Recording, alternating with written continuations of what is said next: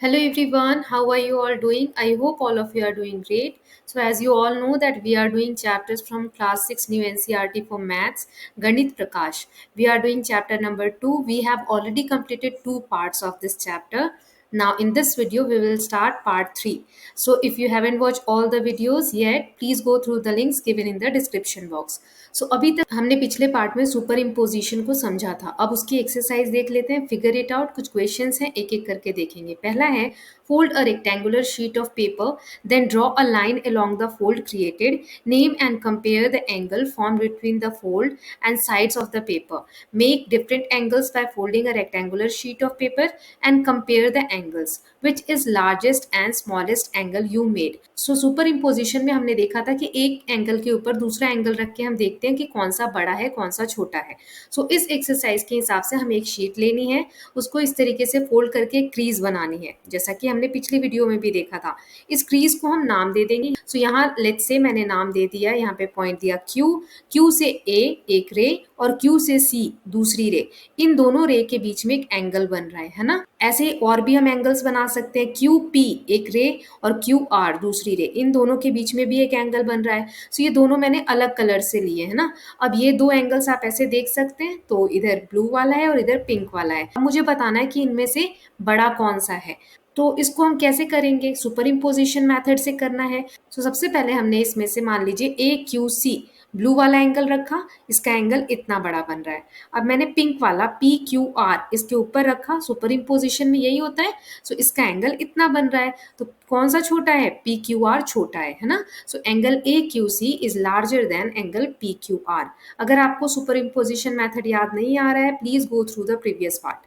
Now, next question is, in each case determine which angle is greater and why. हमें इन सभी तीनों cases में बताना है कौन सा एंगल बड़ा है और रीजन भी देना है कि क्यों बड़ा है। Then discuss with your friends on how you decide which one is greater. और आपको यही रीजन के थ्रू बताना है कि आपको कैसे पता चला कि कौन सा बड़ा है। नाउ देखिए, पहला है ए ओ बी और X O Y. A O B angle ये रहा, इसका कर्व इतना है। Then X O Y angle ये ब्लू कलर से, इसका कर्व इतना है। देखिए कौन सा बड़ा है? पिंक वाला बड़ा है ना। A O B is greater than angle X O Y. क्यों बड़ा है?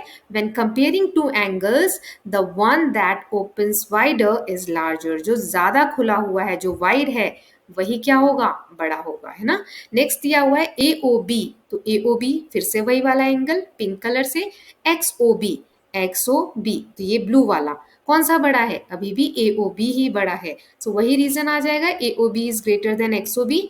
When comparing two angles, the one that opens wider is larger. Now, last one is XOB. XOB ये रहा, ब्लू कलर से मैंने बनाया। Now XOC ये मैंने पिंक कलर से बनाया। सारे पॉइंट्स इसमें सेम है, देख सकते हैं आप। The corners of both of these angles matches, the arms overlap with each other. दोनों एंगल्स की आर्म्स, नीचे वाली तो हमें दिख भी नहीं रही है ना। ओवरलैप कर रही है। OC के ऊपर OB आ गया है और OX के ऊपर OX आ गया है। इसका मतलब क्या हुआ? ये दोनों एंगल्स सेम है। these both angles are equal in size. ये सब हमने पिछली वीडियो में सीखा है कि कैसे हम कंपेयर करते हैं एंगल को सुपर इम्पोजिशन मैथड से। Now next question is, which angle is greater, X O Y और A O B? Give reason. X O Y ये रहा, X O Y pink colour से बनाया, इसका कर्व इतना है। नाउ ए ओ बी, इसका कर्व ये ग्रीन वाला है, ग्रीन कलर से बनाया। अब हमें बताना है इनमें से बड़ा कौन सा है। फिर अगेन हम सुपर इम्पोजिशन के थ्रू करेंगे। तो पहले पिंक वाला रखा, इसके ऊपर अगर मैं ग्रीन वाला ऐसे रखती हूँ तो देखिए ग्रीन वाला छोटा है, पिंक वाला बड़ा है। X O Y is greater than A O B. Same reason, when comparing two angles, the one that opens wider is larger. जो ज्यादा वाइड ओपन होता है एंगल वही बड़ा होता है। इसके साथ हमने एक्सरसाइज कर ली। Now next topic is comparing angles without superimposition. अभी तक हमने सुपर इम्पोजिशन मैथड के थ्रू समझा कैसे एंगल को कंपेयर कर सकते हैं। अब इसके अलावा क्या तरीका है? Two cranes are arguing about who can open their mouth wider, that is who is making a bigger angle. यहाँ पर दो क्रेन है, दोनों आपस में लड़ रही हैं कि मैं ज्यादा बड़ा मुंह ओपन कर सकती हूँ, तो दूसरी कह रही है कि नहीं मैं ज्यादा बड़ा ओपन कर सकती हूँ। So let us first draw their angles. How do we know which one is bigger?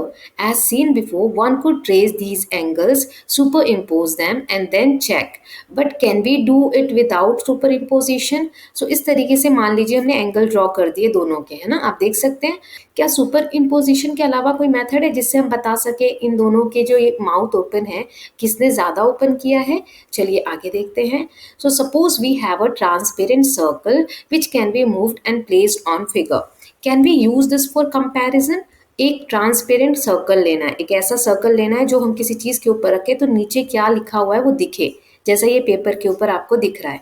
सो क्या हम इसको यूज कर सकते हैं कंपैरिजन के लिए? So let us place the circular paper on the angle made by the first crane. The circle is placed in such a way that its center is on the vertex of the angle. Let us make the point A and B on the edge circle at the points where the arms of the angle pass through the circle. So चलिए इसको देखते हैं कैसे करेंगे, घबराने की बिल्कुल जरूरत नहीं है। सबसे पहले फर्स्ट क्रेन का हमने एंगल ऐसे ड्रॉ किया था, तो ये एंगल है। मान लीजिए इसको मैंने शीट पे ड्रॉ कर दिया, ठीक है। अब ये नीचे से अगर ये जो क्रेन का पिक्चर है इसको हटा लें तो एंगल हमारा कैसा दिखेगा? कुछ ऐसा दिखेगा। ओ यहाँ पर मैंने वर्टेक्स बना दिया एंगल का, ठीक है, ऐसा एंगल है। अब हमें एक ऐसा सर्कल लेना है जो ट्रांसपेरेंट हो और इस सर्कल का सेंटर भी ले लिया मैंने, ठीक है। अब इसको मैं एंगल के ऊपर रखूंगी तो नीचे का एंगल मुझे क्लियर से दिखेगा, राइट। चलिए देखते हैं कैसे करेंगे। तो इसको जब मैंने इसके ऊपर रखा तो ये देखिए आपको दिख रहा है साफ साफ, जहां पर एंगल की लाइंस सर्कल को टच कर रही है वहां पर दो नाम दे देंगे, ए और बी, ऐसे दे दिए पॉइंट्स। अब मान लीजिए नीचे से शीट हटा देते हैं तो कैसा दिखेगा ये एंगल? कुछ इस तरीके से दिखेगा, है ना। सो यही हमें बुक में दिया गया है। आगे अब रीड करते हैं क्या लिखा है। Can we use this to find out if this angle is greater than और इक्वल टू और smaller than the angle made by second crane? Let us place it on the angle made by second crane so that the vertex coincide with the centre of circle and one of the arms passes through O A. So अब हमें ऐसे ही second crane का पता करना है कि उसका जो माउथ ओपन है वो फर्स्ट वाले से बड़ा है कि छोटा है कि क्या है। तो कैसे करेंगे? अभी हमने फर्स्ट वाले क्रेन का सर्कल बना लिया ए ओ बी के साथ, राइट। अब देखते हैं ये सेकंड क्रेन की इमेज है, इसका एंगल कुछ ऐसा हमें दिख रहा है, इसका भी वर्टेक्स हम ओ ले लेते हैं। इसको नापना बहुत आसान है। कैसे? जो फर्स्ट वाला सर्कल अभी हमने बनाया उसको इसके ऊपर रखते हैं और देखते हैं कि ये जो बना है वो बड़ा है कि छोटा है। तो ये हमारा फर्स्ट क्रेन का सर्कल और ये है सेकंड क्रेन का एंगल, इसके ऊपर अब इसको मुझे रखना है, ठीक है, कुछ ऐसा दिखेगा। सो बुक में यही दिया हुआ है आपको, एग्जैक्ट आप देख सकते हैं। सो इसमें क्या पता चल रहा है हमें कि बी ओ ए यानी फर्स्ट वाली क्रेन का जो एंगल है वो इतना कर्व है और वाई ओ एक्स इसका एंगल इतना है। So can you tell which angle is bigger? तो इसका आंसर होगा yes, B O A is greater than Y O X, क्योंकि when comparing two angles the one that open wider is larger. Okay, now एक और question है, which crane was making the bigger angle? तो simple है, first crane was making the bigger angle क्योंकि B O A उसी का angle है ना। Now next exercise is 2.7 making rotating arms. Let us make rotating arms using two paper straws and paper clip by following these steps. हमें paper arm बनाने हैं ताकि हम अलग अलग एंगल्स बना सके। इसके लिए हमें दो टाइप की चीजें चाहिए, एक तो पेपर क्लिप चाहिए और पेपर की जो स्ट्रॉज आती हैं, पाइप आती हैं पतली पतली, वो चाहिए। Okay, then here you can see insert the straw into the arms of the paper clip. तो पेपर क्लिप के दोनों तरफ के हिस्से में हमें स्ट्रॉ को ऐसे इंसर्ट कर देना है। Your rotating arm is ready. So इस तरीके से एंगल जैसा आपका बन जाएगा। इसको आप जितना भी बड़ा या छोटा करना चाहें कर सकते हैं। Now make several rotating arms with different angles between the arms. Arrange the angles you have made from smallest to largest by comparing and using superimposition. So आपको इन एंगल्स को बड़ा छोटा डिफरेंट डिफरेंट साइज में बनाना है और आपको इसको अरेंज करना है कि कौन सा छोटा है कौन सा बड़ा है ना। सुपर इम्पोजिशन के थ्रू आप कर सकते हैं, एक के ऊपर एक रख के देख सकते हैं। सो ऐसे आप जैसे देख सकते हैं बहुत सारे एंगल्स ऐसे टर्न कर करके बना लेंगे। Now passing through a slit. अब एक यहाँ पे गेम के थ्रू हम पता करेंगे कौन सा एंगल बड़ा है कौन सा छोटा है। सो पासिंग थ्रू अ स्लिट में करना क्या है, collect a number of rotating arms with different angles. Do not rotate any of the rotating arms during this activity. आपने बहुत सारे रोटेटिंग आर्म्स ऐसे बना लिए हैं, है ना। अब इसको क्या करना है कि आपको जब एक्टिविटी कर रहे होंगे तो फोल्ड नहीं करना है, जो जैसा है वैसे ही रहने देना है। Now take a cardboard and make an angle shaped slip as shown below by tracing and cutting out the shape of one of the rotating arm. इनमें से कोई सा एक रोटेटिंग आर्म आपको एक कार्डबोर्ड की शीट पे रख लेना है और उसी शेप में कार्डबोर्ड को कट कर लेना है बीच में से। ऐसा एंगल जैसा शेप आ जाएगा। अब इसके थ्रू आपको एक्टिविटी करनी है। चलिए देखते हैं। Now shuffle and mix up all rotating arms. Can you identify which of the rotating arms will pass through the slit? The correct one can be found by placing each of the rotating arms over the slit. Let us do this for some of the rotating arms. इसका मतलब है, मान लीजिए कुछ rotating arms मैंने ले लिए, यहाँ मैंने 3 ले लिए और वो कार्डबोर्ड भी ले लिया जिसपे एंगल कट किया है। जो कार्डबोर्ड में कट करके हमने एंगल बनाया है, देखना है कि इसमें से कौन कौन से जो रोटेटिंग आर्म्स हमने बनाए इसमें से पास हो जाते हैं, कौन से नहीं हो रहे हैं। इसमें 3 टाइप्स के आपने रोटेटिंग आर्म्स बनाए होंगे। कौन कौन से? तो केस 1 देखते हैं। जैसे मैंने पहला वाला लिया, इसको मैं स्लिट से पास करने की कोशिश करूंगी तो ये नहीं होगा। क्यों नहीं होगा? देखिए, इसकी ब्लू वाली जो आर्म है वो तो हो जाएगी, लेकिन पिंक वाली आर्म नहीं हो रही है ना। क्यों? क्योंकि ये छोटा है। Slit angle is greater then arms angle. The arms will not go through the slit. Slit का जो एंगल है कार्डबोर्ड पे वो बड़ा है। किससे? आर्म्स के एंगल से। तो पहला केस ये हो गया। अब दूसरे वाले को मैं पास करती हूँ। अब देखिए, इसमें ब्लू वाला हो गया लेकिन पिंक वाला पास नहीं हो रहा। इसका मतलब क्या है? ये ज्यादा ही बड़ा है। स्लिट का जो एंगल है पेपर पे, it is less than the arms angle. Arm के एंगल से स्लिट का एंगल छोटा है। So the arms will not go through the slit. Easy, क्योंकि इसमें एंगल बड़ा हो गया है हमारा। नाउ थर्ड इज, देखो इसके ब्लू वाला भी बिल्कुल एग्जैक्ट वही आया है और पिंक वाला भी एग्जैक्ट वही आया है। मतलब slit angle is equal to the arms angle. The arms will go through the slit. इसमें आसानी से पार हो जाएगा, है ना। यही आपकी बुक में 3 केसेस दिए गए थे कि क्या होगा आप अगर एंगल्स बनाएंगे तो 3 ही टाइप के एंगल बनेंगे, या तो बड़े बनेंगे या छोटे बनेंगे या इक्वल बनेंगे।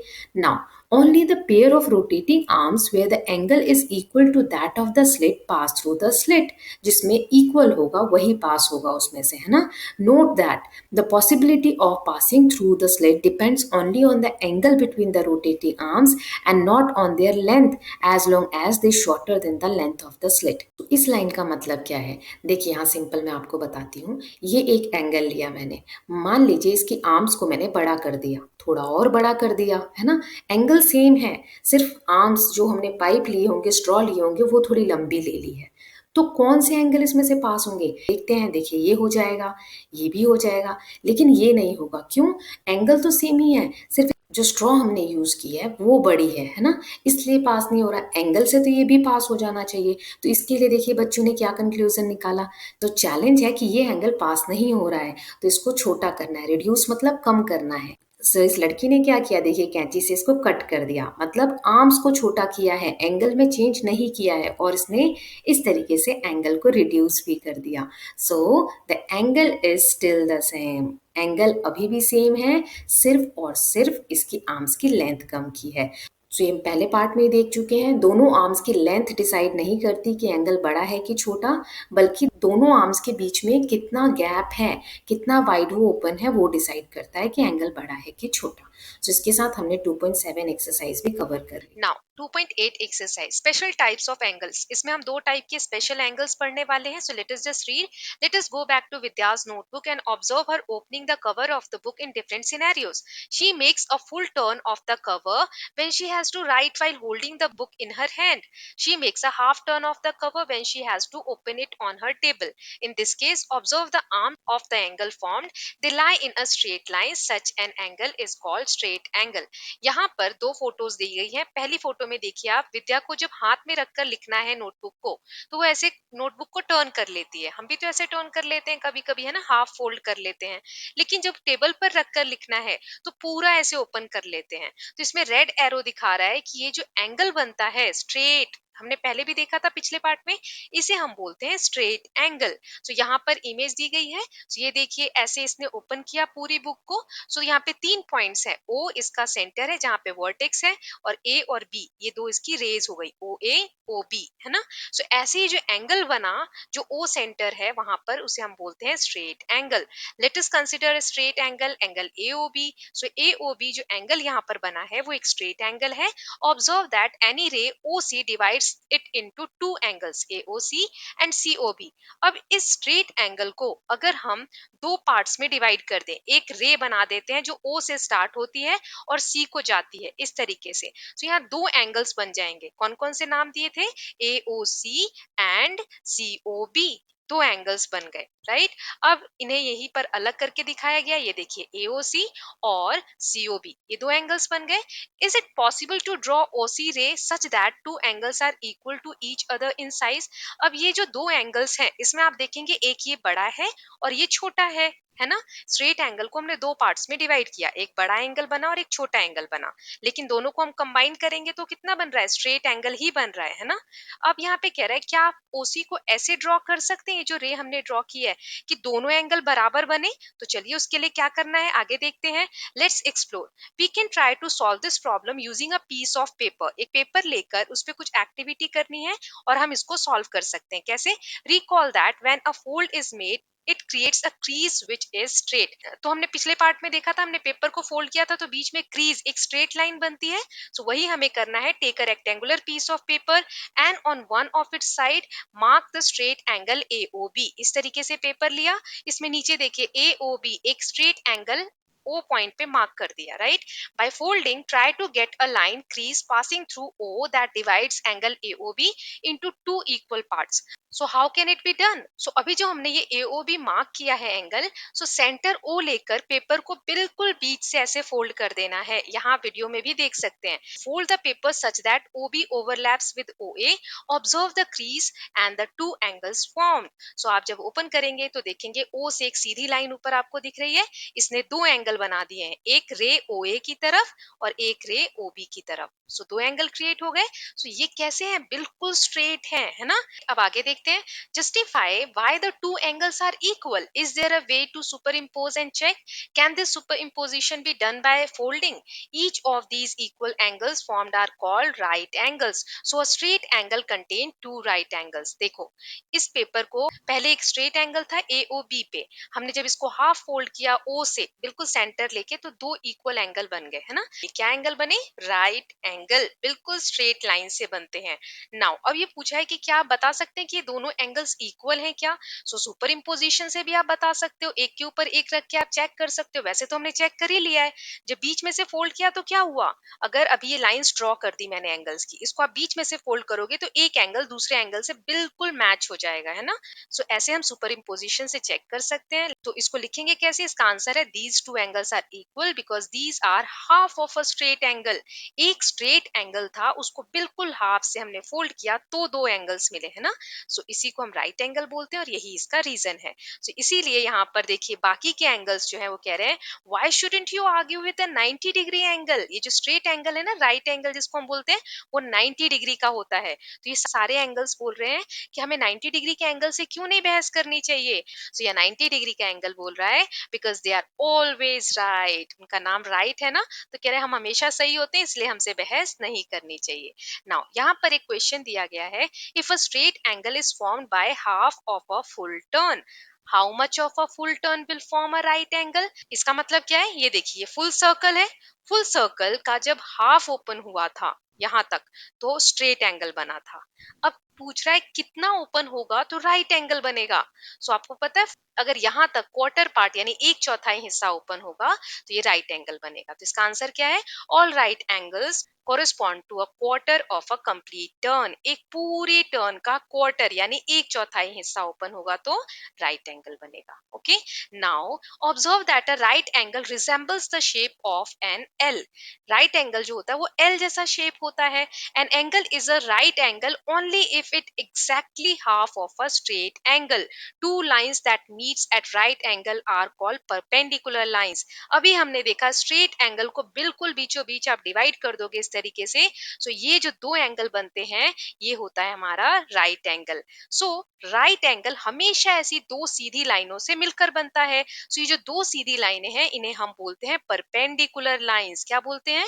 Perpendicular lines. यही परपेंडिकुलर लाइंस जब दो आपस में मिलती हैं तो ये क्या क्रिएट करती हैं, राइट एंगल क्रिएट करती है या 90 डिग्री का एंगल क्रिएट करती है। अब एक्सरसाइज है, फटाफट देखते हैं, फिगर इट आउट। कुछ क्वेश्चंस हैं। पहला क्वेश्चन है, how many right angles do the window of your classroom contain? Do you see other right angles in your classroom? आपकी जो क्लासरूम की विंडो है, क्लासरूम की ही क्यों, कहीं की भी जो विंडो है जो स्क्वायर शेप की है, तो उसमें कितने एंगल्स हैं? तो देखिए 1 2 3 4, 4 राइट एंगल्स होंगे, है ना। सो इसका आंसर क्या हो जाएगा? So if each window has 4 corners it has 4 right angles. जितने कॉर्नर्स होंगे स्ट्रेट लाइन से बने हुए, उतने राइट एंगल्स होंगे, है ना। यहीं पे पूछा है कि और कुछ आपको क्लास में ऐसा दिख रहा है जो कि राइट एंगल क्रिएट करता हो? बहुत सारी चीजें। आप टेबल के कॉर्नर्स देख सकते हैं, बुक्स के कॉर्नर्स देख सकते हैं, डोर्स देख सकते हैं, है ना।